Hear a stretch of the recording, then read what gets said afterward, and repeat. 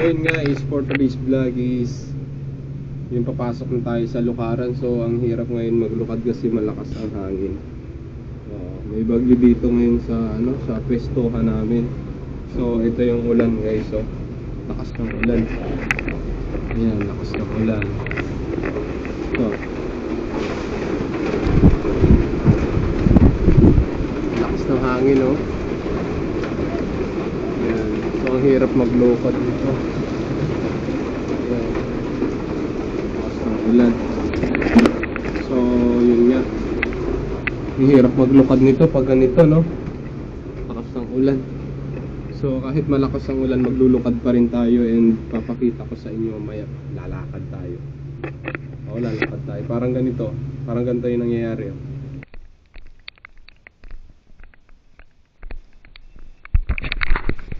Ayan nangyayari sa daan. Diba? Honghang sa mamaya ulit. At so yun, at bunubaan mo na nga pala ako dito kay ate.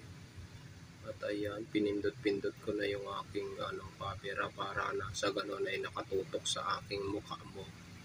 Kaya nagsasalita pa ako dito at parang sa lagobang talaga. Ramdam ko na dito yung lakas ng hangin, mga kalukad. At yan, bumili ako ng ice kong yelo ko dito. Yan, tinawag ko dito si kuya, sabi ko bibili ako ng saging kong yelo. Ang lamig-lamig pero saging kong yelo ang binili, yung pala nilagang sabah. So lumakad na ako dito at kukublihan ko muna tong malupit na malaking salagobang na to. So yun, naglakad-lakad na ako dito, tumawid na sa malakas na hangin. Ayan, papunta akong Cavite.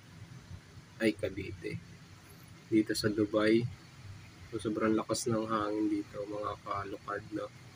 Ang hirap magsimot-simot dito ng mga nyog, lalo na kapag mga dahilig, no? Ayan, kinukublihan ko yung aking harapan at mababasa yung aking putotoy. Yan, tumitingin-tingin nga pala ako dito kasi nga sobrang lakas ng hangin, no?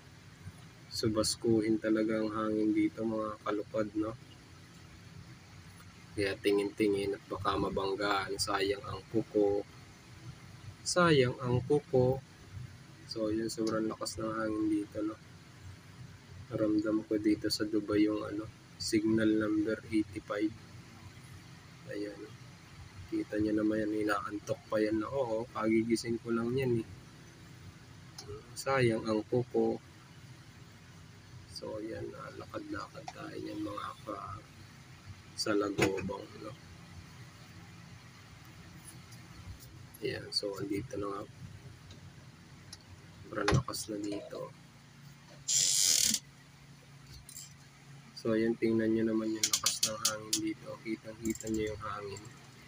Ayan. So